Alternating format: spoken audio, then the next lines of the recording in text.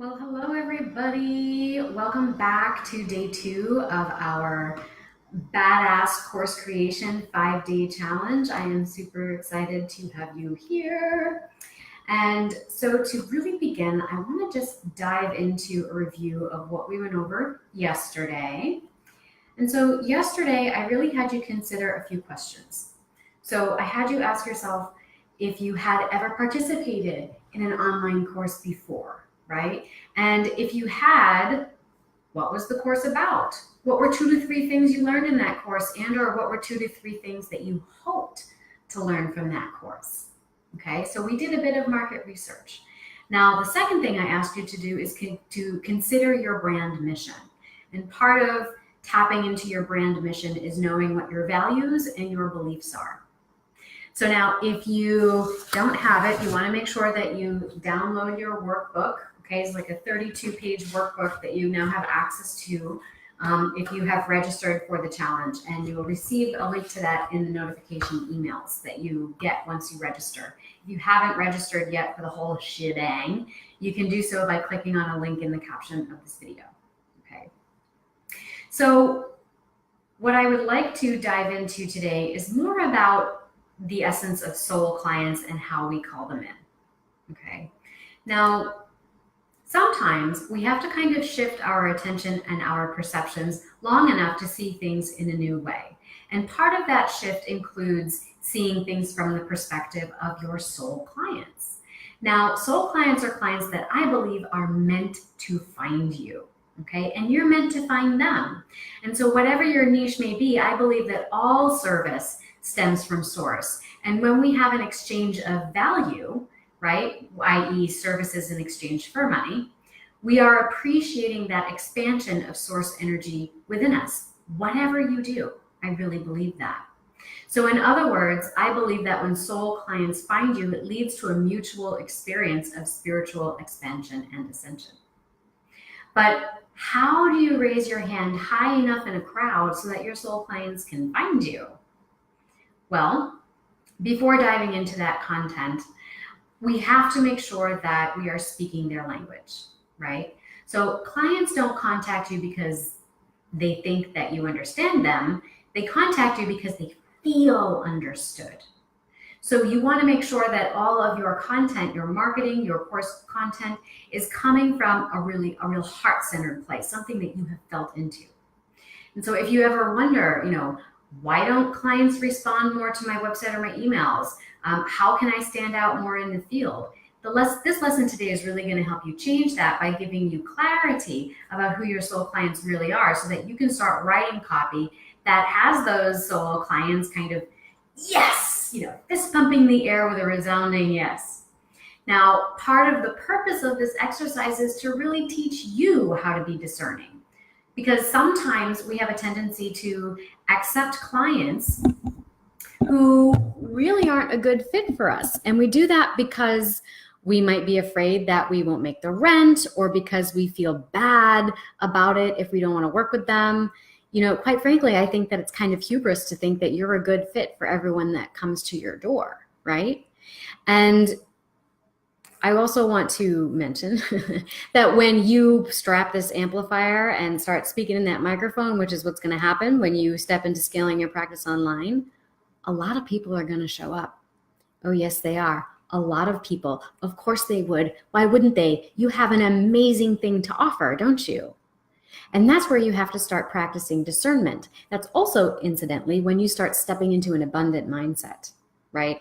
I don't have to take this person because I'm desperate and feel like I need to pay the rent, because I'm coming from an abundant place, right?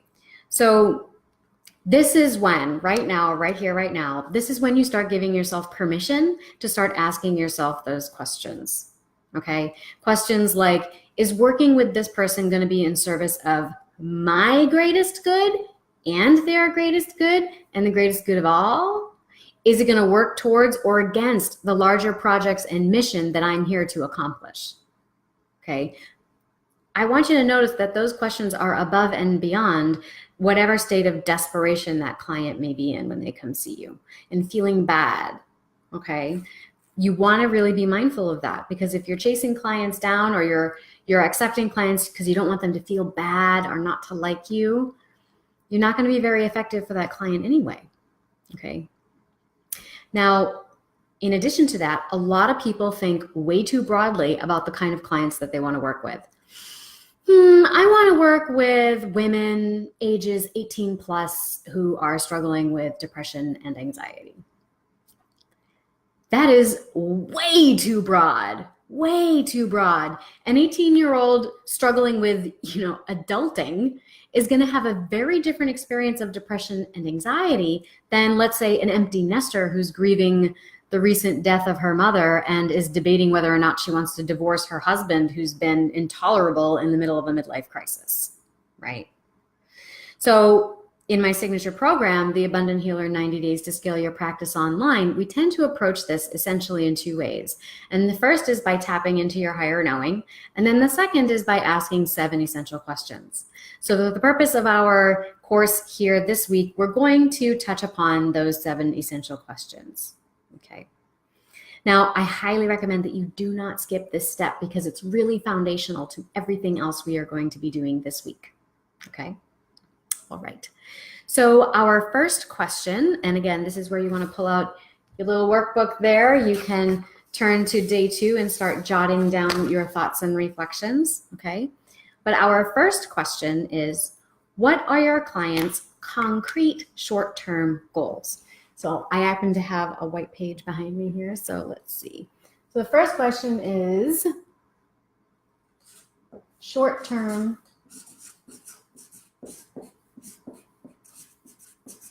goals, right? What are your clients' short-term goals? Now, I know sometimes in the realms of self-help and therapy and the healing professions that sometimes the goals feel a bit slippery and amorphous, okay? Oh, feel better. Oh, less depression, less anxiety. Kind of goes back to that, whoa, way too broad kind of thing, right? This is where you want to get super, super, super specific. So for example, and oftentimes when people contact you, they have a very specific concrete goal in mind that they want you to fix for them, right? Or they want you to help them solve. So for example, one that I get a lot, I work primarily when it comes to self-help and personal development in the realms of adult romantic relationships, love addiction, love avoidance, things like that. And I look at it specifically through the frame of attachment, and I take a psycho-spiritual / creative arts therapies approach to it, to working with it, right? So one of the things that a lot of people come to me with is something very basic. How do I get my ex to respond to me? How do I stop getting panic attacks anytime I think about my ex? How do I stop crying all the time, right? Like very, very specific things. What are the red flags to dating, right? What are the red flags so that I can know to stay away from someone in a dating situation, right? So the short-term goals are, how can I improve my communication? So they want to have more consistent communication with an ex. Short-term goal might be they want to experience a deeper sense of self-esteem and, have 5 positive thoughts about themselves over the course of a week, right? You want to think very concretely, okay? Now, for someone here, it's a little bit easier when we're getting into the realms of business because we're talking numbers basically, right? So also short-term goals for self-help and personal development could be like learning tools, right? In the short term, I want to learn tools to help me reframe my thinking. I want a tool to talk me off that ledge again when I'm trying to call my toxic partner, right? Okay. So in the realms of business coaching, which is the audience that is watching this video right now, one of the short-term goals that you may have in participating in this challenge is, I want tools, right, to learn how to build an online course, right? Or maybe your short-term goal is to come out with an outline. I mean, the advertising for this course is all about short-term goals, really, and then looking at the long-term, which we will get to. So the short-term goal is, day 1, market research and establishing a brand mission. Those were 2 short-term goals. And if you participated yesterday, you accomplished them. Today's goal is to answer 7 questions about your clients, right? Short-term, concrete. So you want to think about, how does that apply to your clients when they come to you? Okay. All right. Now, the second one is, what are their long-term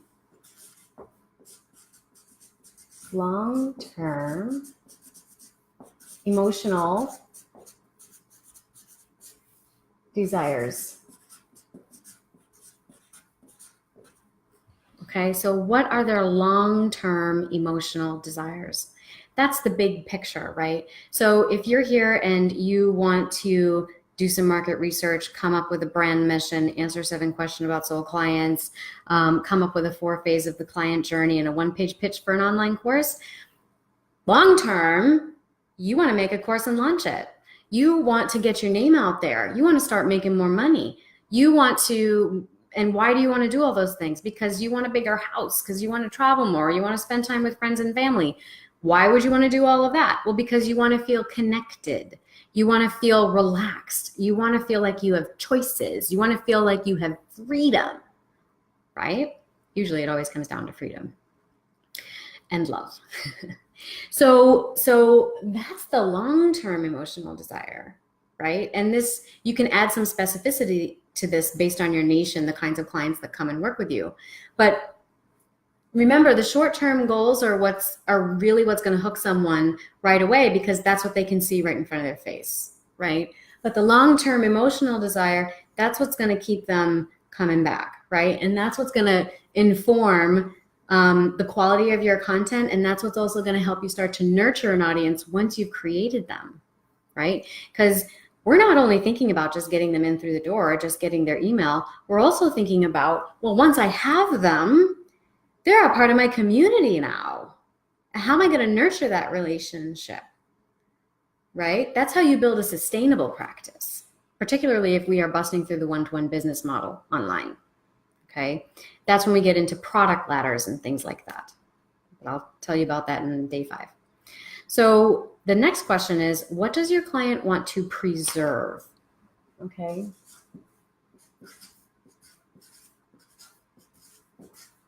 What do they want to preserve? Okay. Now we talk about preservation. We're talking about values. We're going back to the content that we explored yesterday with your mission statement. What do your clients want to preserve? What do they feel affords them some integrity, right? What are their values? What are they not willing to give up? What will they do anything to protect? Okay. Now, in the realms of self-help and personal development, typically in the context of a relationship, friction and contrast happens when the thing that the person wants to preserve is threatened. It could be their pride, could be their ego, or it could be a certain level of intimacy. It could be a sense of specialness in the relationship. It could be quite literally the routines that they do together. But something in there that they need to, it could be a sense of control in the relationship. They really want to preserve a sense of control above all else, or safety, right? But there's something they're not willing to give up or to surrender. And sometimes it's actually stopping them up from making some kind of transformational process. Okay. Oftentimes limiting beliefs can slip into the things we want to preserve because they're sneaky, right? So now we talk much more about that I have a mindset course. But what I want to add to this is, so for example, in the context of the people who may be watching this right now, something you want to preserve, well, and how it trips you up. Well, one of the things that may happen goes back to our objections that we talked about yesterday. I'm not sure I want to scale online because I feel like my work is really intuitive and it doesn't really translate online. And if I do that, then I'll be seen as kind of selling out or a fraud, or people will start to question my expertise, or, things like that. That's my doorbell. So in that instance, you're trying to preserve what you feel is your integrity as a practitioner. And tied up in that is a lot of limiting beliefs about your success as a practitioner, what you can do as a practitioner, right? And if you start to go down that rabbit hole even further, you'll notice that you're always throwing up these barriers to your own success, and it becomes self-sabotaging. So oftentimes what we want to preserve can be counterproductive. But it's also really important to understand the things that we want to preserve that are not counterproductive, that actually speak from the essence of who you are and the things that you want to express in the world, right? And that goes back to what we talked about yesterday with brand mission and your values. So take a look at your values, take a look at your beliefs surrounding those values, and think about what it is that you want to preserve, okay? All right. That you would want to preserve and that your clients would want to preserve, okay? So you also want to think about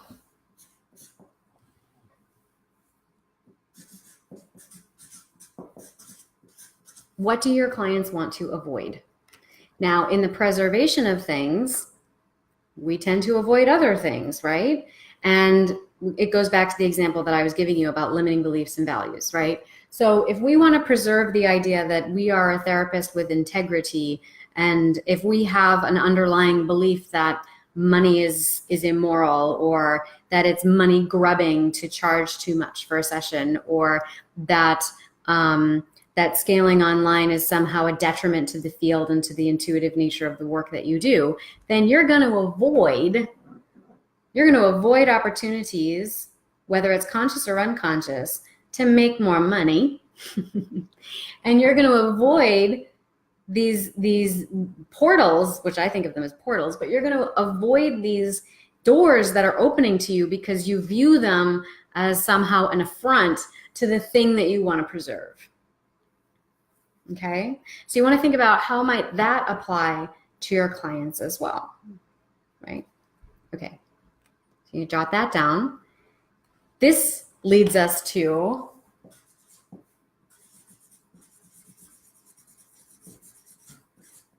their biggest challenges, okay? Because if you want to preserve something, it may be a positive thing, but let's take it in the direction of limiting beliefs, which is usually the one that stops us up, right? If you want to preserve something, man, they really want to get in here. It's just the mailman who's ringing every doorbell. I can hear it. Maybe he'll stop. So if you want to preserve something and you want to avoid something else, and this is actually kind of clogging up the works, right? It's going to start to create challenges for you. So if you want to preserve your identity as a therapist or a coach or a healer with integrity, but you feel but your underlying belief is that money is immoral or you would be a bad person if you were to raise your rates or something like that. So you avoid situations where you would have to do that. You would also avoid money conversations because they make you feel kind of icky. And then you have to like stand by and question your own sense of value in that moment. And it means you might have to say no.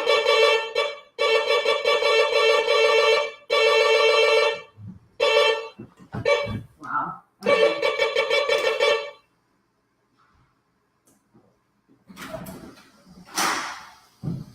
Hi, I'm doing a live stream, so the ringing, can you not ring so much?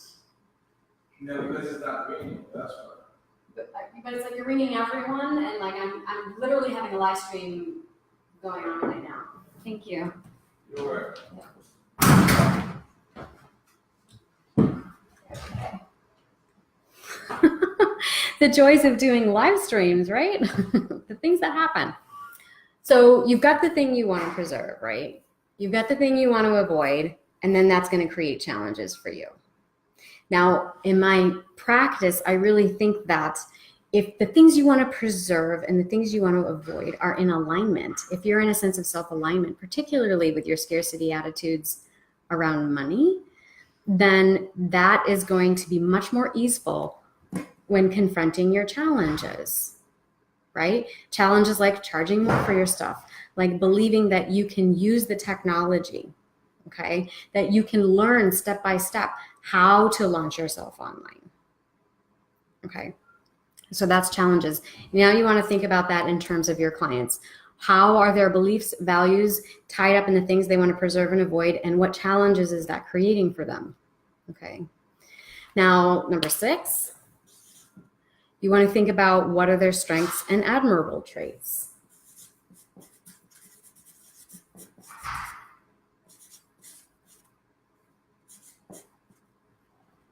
Okay. What are their strengths and admirable traits? Now, almost always, whenever clients are coming to you, they are circling around what's wrong. right? They're circling around this notion that there's something wrong with them, there's something wrong in their circumstances, something's going wrong, right? They wouldn't be coming to a therapist, coach, or healer if there wasn't a problem.